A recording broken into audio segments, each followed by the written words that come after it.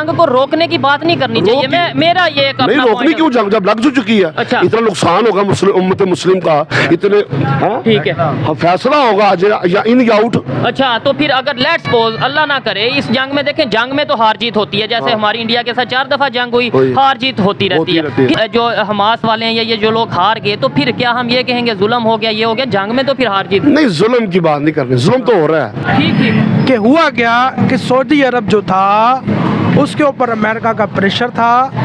Saudi अरब ने जब accept करने जा रहा था, जैसे चाइना कौन है? हाँ। चाइना का आपको पता है गैर मुस्लिम कंट्री, बिल्कुल ऐसे ही है। रशिया गैर मुस्लिम कंट्री, वो लोग ठीक है, वो लोग हमारा साथ दे रहे हैं। वो तो लेकिन सर इधर मैं ये कहना चाहूँगा अपने फायदे के लिए, अपने फायदे के लिए दे रहे हैं। आपको लगता है कि वो मुसलमानों के लिए दे रहे हैं? उनको, हाँ मैं आपकी बात से एग्री करता हूँ एक सेंस में, ठीक है, एक सेंस में उनका फायदा है, लेकिन दूसरे सेंस में हमारा फायदा है। ठीक है, अगर आज रशिया नहीं खड़ा होता, आज चाइना नहीं खड़ा होता, तो आपको पता है कि ये जो एक कातिल कंट्री है इसराइल, ये अब तक इसने सफ़े हस्ती से मिटा चुका होता।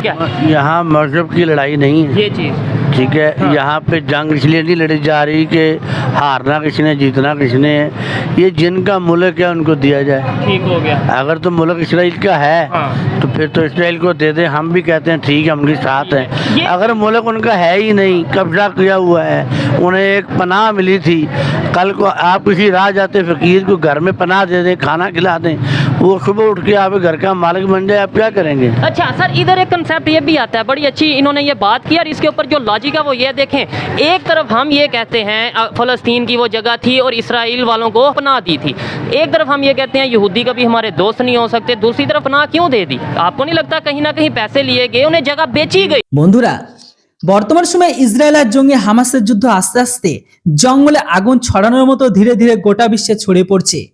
এই যুদ্ধে আপনারা জানেন অলরেডি ইয়েমেনের জঙ্গিরা কিন্তু এন্ট্রি হয়ে গেছে, বা বলতে পারেন ধীরে ধীরে ইরানের মদতপুষ্ট সমস্ত জঙ্গি সংগঠন নতুন নতুন করে অ্যাটাক করে আলাদা আলাদা একটি ফ্রন্টকে খুলছে। বর্তমান সময়ে যেভাবে পরিস্থিতি আস্তে আস্তে বাইরে বেড়ে যাচ্ছে, এর জন্য দায়ী কি ইসরায়েল নাকি হামাস জঙ্গিরা? দেখুন, এই বিষয়ের উপর ইসলাম পড়া গ্রহণকারী ব্যক্তিদের জিজ্ঞাসা করলে তারা অবশ্যই আঙুল কিন্তু ইসরায়েলের দিকে তুলবে। তো ইসরায়েলের দিকে জিজ্ঞাসা করলে তারা রিটালিয়েট করছে। হ্যাঁ, ইসরায়েল ওর জায়গায় একদম সঠিক, কেননা ইসরায়েলের উপর যে বর্বরতা আচরণ বা অত্যাচার করেছে হামাস, তাতে এদের রিটালিয়েট তো অবশ্যই বানে। তবে বর্তমান সময়ে যে সিচুয়েশন জঙ্গিবাদ গোটা বিশ্বের একটি বড় চিন্তা বা বড় মাথা ব্যথার কারণ। পৃথিবীতে শান্তি আনার একটাই মাত্র রাস্তা, সেটা হচ্ছে সমস্ত জঙ্গিবাদকে একদম পৃথিবী থেকে মুছে দেওয়া। তবে এটা মনে হয় একদমই সম্ভব নয়, কারণ একটাই, যতদিন পৃথিবীতে ইসলাম থাকবে ততদিন এই সমস্ত জঙ্গিবাদ থাকবে। তাই পরিস্থিতি এখন যেভাবে যাচ্ছে, হয়তো এই যুদ্ধ থেকে আস্তে আস্তে ওয়ার্ল্ড ওয়ার 3 পর্যন্ত গেলেও যেতে পারে। এই বিষয়ের উপর কথা বলতে গিয়ে পাকিস্তানের কিছু আমজনতা তারা তাদের বক্তব্যকে রেখেছে, এমনকি তারা তাদের মাইন্ডসেট সম্পর্কে বুঝিয়ে দিয়েছে, যে কথাগুলো শুনলে আপনারা হাসবেন। তো দেখে নিন তাদের বক্তব্যগুলো অ্যাকচুয়ালি তারা কি বলতে চায়, কি বোঝাতে চায়, যেটা থেকে আমাদের কিছু শিক্ষা পাওয়ার উচিত আছে। তো দেখে নিন আপনারা সেই ভিডিও क्लिपগুলো। लेकिन अगर इस्लामिक कंट्रीज़ की बात करें ऑफिशियली, मैं ऑलमोस्ट तमाम कंट्रीज़ की बात कर रहा हूँ, ऑफिशियली जो उनसे है कोई अपनी आर्मी को अभी तक किसी ने नहीं भेजा। ज़्यादातर देखने में आ रहा है कि ग्रुप्स, अभी जैसे हमास भी एक ग्रुप है, आर्मी नहीं है कोई, और अभी यमन की तरफ से रेबल हैं, वो भी कोई ऑफिशियल नहीं है, मतलब जैसे अफगानिस्तान में तालिबान, इसी तरीके से उनकी भी कुछ इलाके में गवर्नमेंट है, उन्होंने भी इसराइल पे अटैक किया है। क्या कहना चाहेंगे? पहले तो ये बताएं, ये जो सारी सिचुएशन है जाती कहाँ पर नज़र आ रही है? वर्ल्ड वार की तरफ तो नहीं सिचुएशन जाती नज़र आ रही? और दूसरे नंबर पर 57 इस्लामिक कंट्रीज़ का इसके ऊपर क्या अपना स्टांस है, क्या रोल है, इंडिया का क्या रोल है ओवरऑल? जो अगर रशिया की बात करें, चाइना की बात करें, यूएस की बात करें, क्या कहना चाहेंगे? मेरे ख्याल में इस्लामी ममालिक को OIC का हंगामी इजलास बुलाया जाए, ठीक है, ताकि फ़लस्तीन के ऊपर जो इसराइल की जो बर्बरियत और जो जुल्म हो रहा है, ठीक है, तो तमाम जो इस्लामी ममालिक हैं उसका जो है OIC का इजलास बुलाकर इस पर सख्त से सख्त अपना रद्द-ए-अमल दें, और फ़लस्तीन की आवाम के साथ खुलकर इज़हार यकजहती करनी चाहिए। इधर मैं एक चीज़ ये कहना चाहूँगा, देखिए मेरा काम है सवाल करना, आप उसके ऊपर कोई भी अपना स्टांस रख सकते हैं। एक साइड पे हम कहते हैं जंग चल रही है, एक साइड पे हम कहते हैं जुल्म हो रहा है। जंग में तो हार और जीत होती है, अटैक होता है दोनों साइड से। जुल्म वाला कंसेप्ट तो तब होता है ना जब एक चुप रहे, दूसरा अटैक कर रहा हो। हमास ने स्टार्ट की है जंग, और फिर हम कहें जुल्म हो रहा है, ये कह सकते हैं अटैक हो रहा है, जंग हो रही है, जुल्म वाला इसमें एलिमेंट मेरे मैं इसलिए आपको वाजे करता जाऊँगा, जुल्म इस वजह से मैं कह रहा हूँ कि इसराइल मुसलसल फ़लस्तीन के मुसलमानों पर कई सालों से जो है जुल्म कर रहा है। ये पहली मर्तबा नहीं है, ये अटैक्स जो हैं ये पहली मर्तबा नहीं है। इसराइल ने बर्बरियत की शुरुआत पहले से की हुई है और फ़लस्तीन के मुसलमानों के साथ और खुसूसन हमारे जो बैतुल मुक़द्दस के हवाले से इन्होंने बहुत हदें पार की थी।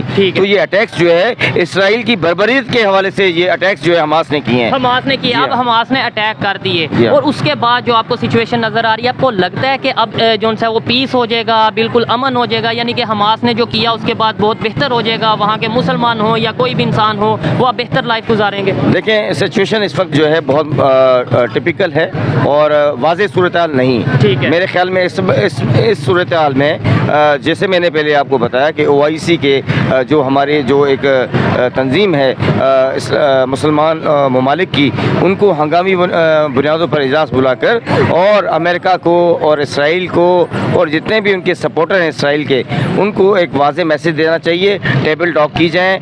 हालात, इससे मैं एग्री करता हूँ। हालात जो हालात इस वक्त क्रिएट हुए हैं, जो हालात इस वक्त नज़र आ रहे हैं, तो बहुत नुकसान हो चुका है दोनों तरफ का।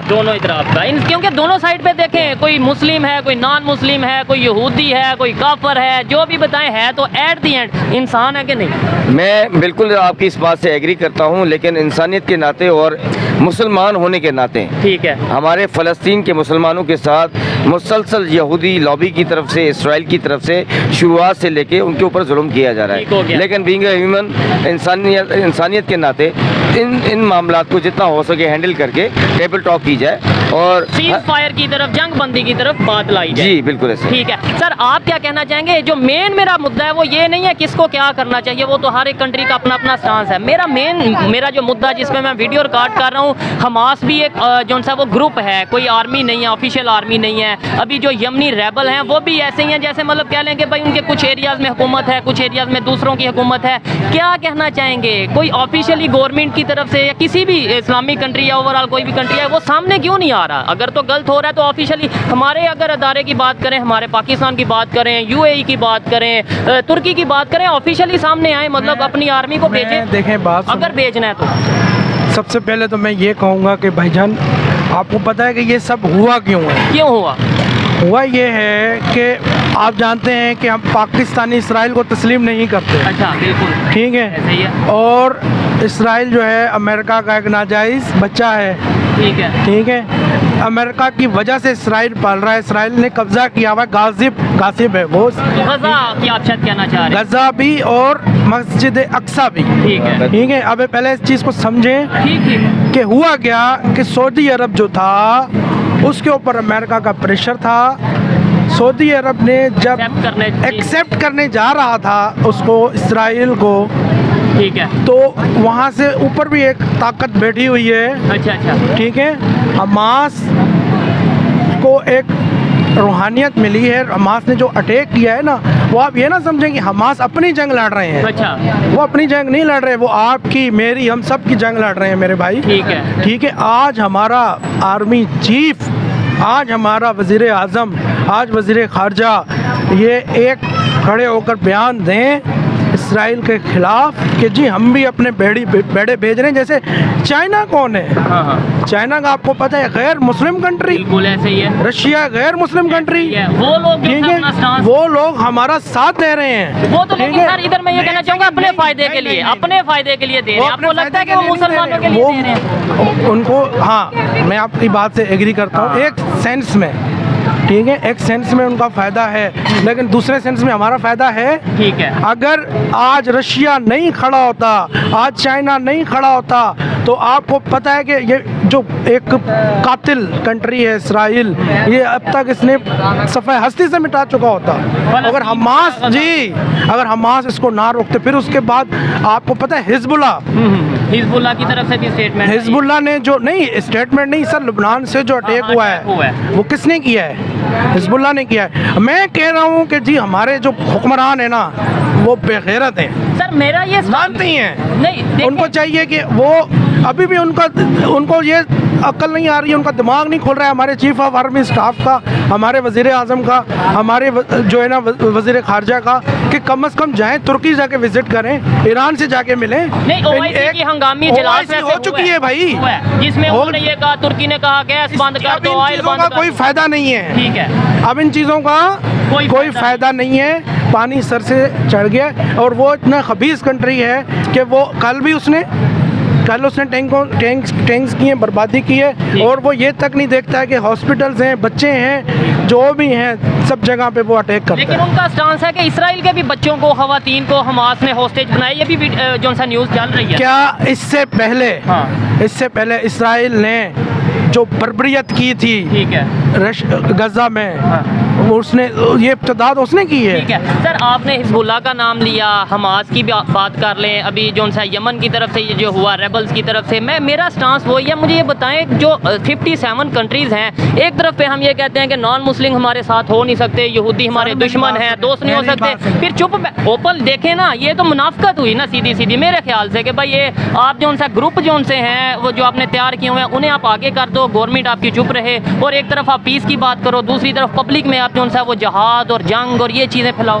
देखें, सबसे पहले तो मेरे भाई, अगर आप अल्लाह पे यकीन रखते हैं ना, तो ये सब हुआ उस कुदरत की तरफ से है। अगर सऊदी अरब बिल्कुल करीब था एक्सेप्ट करने के, जो लास्ट इजलास हुआ है उसमें अगले दिन उन्होंने ऐलान करना था कि भाई इसराइल को एक्सेप्ट, ये अल्लाह ताला कैसे चाहेगा ठीक हो गया कि एक आपका जो पहला किबला है मस्जिद अक्सा जिनके कब्जे में है, आप देखें डॉक्टर इसरार को आप सुनते हैं, वो उसकी पेशेंट गोइयां सुने आप। ये जंग तो होनी थी, ये जंग अभी आगे है, आगे हमारे असल में